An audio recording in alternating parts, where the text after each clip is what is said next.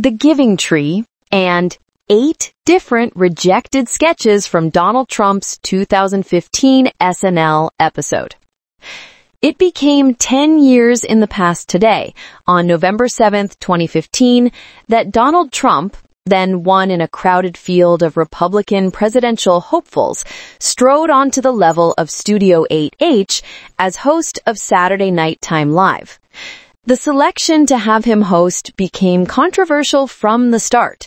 Trump had built his political profile on falsehoods, chief amongst them the birther lie about Barack Obama, and had launched his marketing campaign with assaults on Mexican immigrants.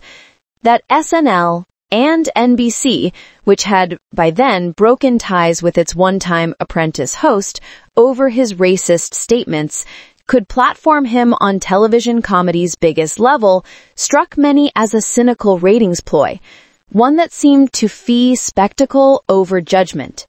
Outdoors 30 Rockefeller Plaza, Latino advocacy groups and civil rights agencies amassed in protest, accusing SNL and its parent community of lending legitimacy to a candidate trafficking in xenophobia. Internal, some of the show's cast members and writers reputedly agreed. Taran Killam, then an SNL repertory player, would later call the display's embrace of Trump embarrassing and shameful, adding that those protesting outdoor were genuinely right.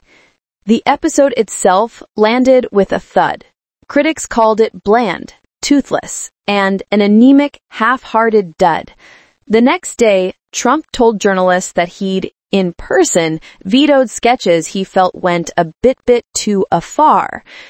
In the months and years that followed, the episode would take on a form of uneasy afterlife, viewed in retrospect as an early milestone in the normalization of Trump's inflammatory rhetoric and television's complicity in that process.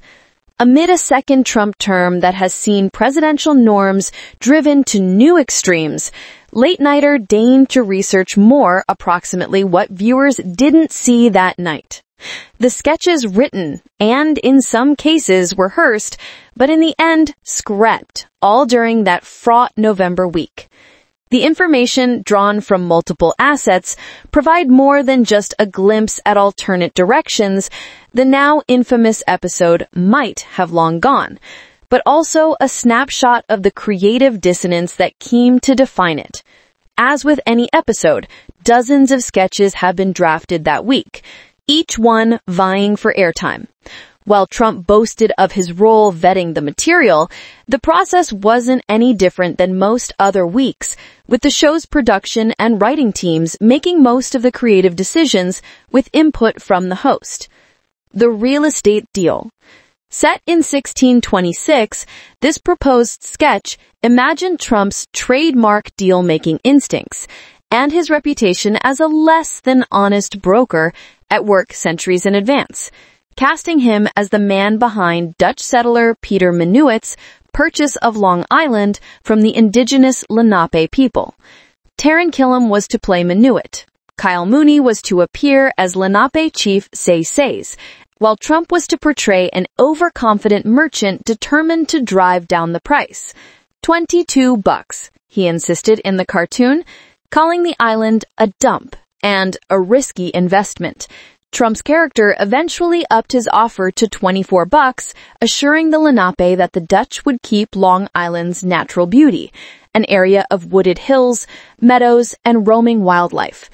But as soon as the deal was struck, he immediately broke his promise, turning to Killam to declare, "We need to start cutting those trees down, like the day before today."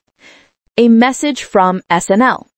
In her biography of Lorne Michaels, Susan Morrison writes that Tim Robinson, then a writer on the show, was among those most frustrated by Lorne's handling of Trump, quoting him at one point saying, "Lorne has lost his fucking mind and someone needs to shoot him in the back of the head." That frustration seemed to surface in the sketch Robinson co-wrote with Zach Cannon, who would later co-create Detroiters, I Think You Should Leave, and The Chair Company with Robinson. Framed as a mock public service announcement, the piece opened with a group of cast members delivering a straight-faced statement addressing the controversy around Trump's appearance. They assured viewers that SNL didn't pick hosts based on politics, only on cultural relevance, before their rhetoric gradually morphed into Trump's own language.